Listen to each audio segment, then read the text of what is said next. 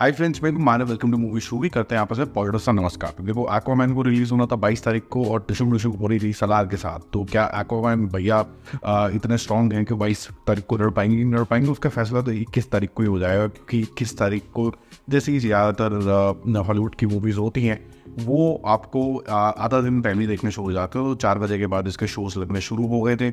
और मैं ये बोलूँगा कि इसकी जो विजुअल्स हैं अभी भी जो फर्स्ट पार्ट के अंदर भी था इसका, आई थिंक 2018 के अंदर आई थी, वो काफ़ी ज़्यादा बेहतरीन है। अभी भी जो वर्ल्ड क्रिएट करने की कोशिश करेगी है, बट अनफॉर्चुनेटली यहाँ पर आपको काफ़ी चीज़ें पता होती हैं, तो जो शॉक वैल्यू है वो रिपीट वाले स्कोप में ज़्यादा ट्रांसलेट नहीं होती है।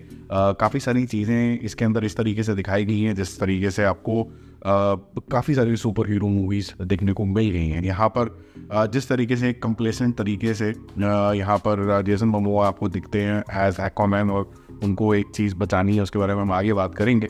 और फिर अचानक से उसका जो ट्रांसफॉर्मेशन है वहाँ से मूवी थोड़ी सी डल होने शुरू हो जाती है। Actually I was enjoying the casualness of him. तो आर्थर का फेस ऑफ है और उसको ब्लैक मैंटा से एक ब्लैक ट्राइडेंट से बचाना है, और वो बचा पाएगा कि नहीं बचाएगा अपने लोगों को, उस तरीके से होगा। ओनली आई थिंक ट्विस्ट के नाम पे the only thing that they have added इसके जो उसका हाफ थॉर्न, उसके साथ जो उसका संगठन है वो थोड़ा सा आपको बढ़िया लगता है। और पैट्रिक विल्सन जिसने इसका रोल किया है वो भी इंटरेस्टिंग लगता है, इतना तो कि आप थोड़ा बहुत इन्वेस्ट हो जाते हो। आपको लगता है कि कहीं ये जो इंसान है, क्योंकि ऑलवेज एंटी ही था, कहीं ये पलट ना जाए एंड तक। तो ये जो एस्पेक्ट है वो आपको काफ़ी ज़्यादा ऑन द टोज रखता है। और जैसे जो कम्युनिकेशन है अंडर वाटर, वो भी आपको एक इंटरेस्टिंग एलिमेंट लगेगा। मैं आपको पहले वो चीज़ें बताऊँ जो आपको अच्छी लगेंगी। मेरे को अंडर वाटर विजुअल्स बहुत ज़्यादा अच्छे लगे, और मुझे ऐसा लगा कि कहीं ना कहीं इसके अंदर भी वो ब्रदरहुड दिखा, और ब्रदरहुड आपको सलार के अंदर भी दिखेगा होपफुली जब कल देख के आएंगे। तो ये जो थोड़ा सा कॉमन फैक्टर मुझे लगा।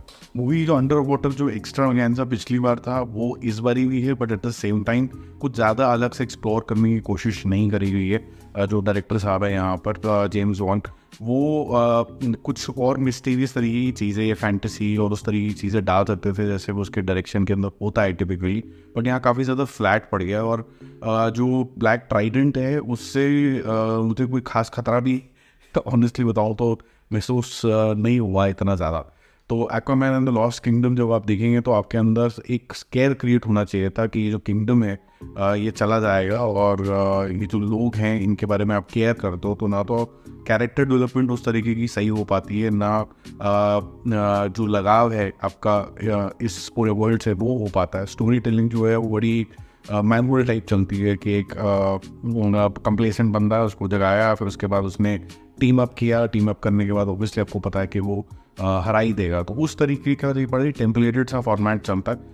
ये इंजॉयबल हो सकता था। जैसे कि आप कह सकते हैं कि कहीं ना कहीं थॉर सीरीज़ होती है, वो आपको पहले शॉर्ट से पता है कि कंप्लीशन होगा, तो वहाँ डायलॉग का बहुत इंपॉर्टेंट रोल हो जाता है, आपकी बॉडी लैंग्वेज कैजुअलनेस का इंपॉर्टेंट रोल हो जाता है। तो यहाँ पर जिसने ट्राई तो बहुत किया मोना कि मैं अपना एक फ्लेवर ला के कुछ करने की कोशिश करूँ, एक जो भी है एक अलग साइड दिखाऊँ अपनी, वो पूरी तरीके से कामयाब इसलिए नहीं हो पाते क्योंकि राइटिंग जो है वो बहुत ही ज़्यादा बिजनेस एज यूजुअल है। अब डीसी भैया जो है वो थैंक यू वेरी मच हो गया उनका। इसके बाद मुझे नहीं लगता कि कोई भी एमसीयू की और डीसीयू की मूवी अब कोई भी चलने वाली है unless until they bring in some fresh thought. मैं तो सिर्फ एक ही चीज़ को लेके एक्साइटेड हूँ, थोड़ा बहुत डेडपूल 3 वुल्वरीन की वजह से, और आई थिंक एक थोड़ा सा मैं एक्साइटेड हूँ डेडपूल जो रिवाइव होने वाली है वो थोड़ा सा एक्साइटिंग है। डेडपूल मतलब वोल्वरिन की वजह से वो थोड़ा सा डेयरडेविल इज सेकंड वन जो मुझे थोड़ा सा एक्साइटिंग लग रही है।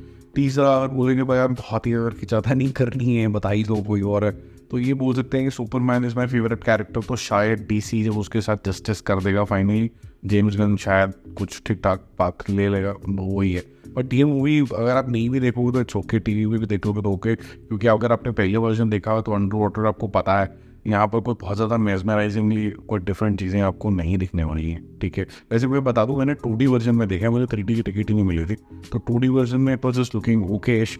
पता नहीं शायद जो 3D में लोग देखेंगे या IMAX में देखेंगे तो उनका एक्सपीरियंस क्या होगा, I don't know, but 2D में तो ओकेश। ठीक है भाई, जल्दी मिलते हैं रिव्यूज़ और अपडेट्स के साथ। ज़्यादा मेरा जो रिव्यू है जेसन के लिए good effort done, so I will give him better marks 8 out of 10, but as a movie as a whole I will just give 6 out of 10 because story is very very routine and you not invested in any character, चाहे वो black Manta हो, चाहे वो फिर आप Aquaman खुद हो beyond the point, और चाहे वो उसका ब्रदर हो, और कहीं आप ढंग से इन्वेस्ट हो नहीं पाते, ठीक है। बाकी इसको ऐसे छोड़ा जाता है कि जैसे कि और भी बड़े सारे पार्ट्स आ जाएंगे, क्योंकि ये डायमेंशन निकल सकती हैं इससे भी, और बट हैविंग सेड दैट ये एंड ऑफ रोड है एक्वामैन का, ये सबको हमें पता है।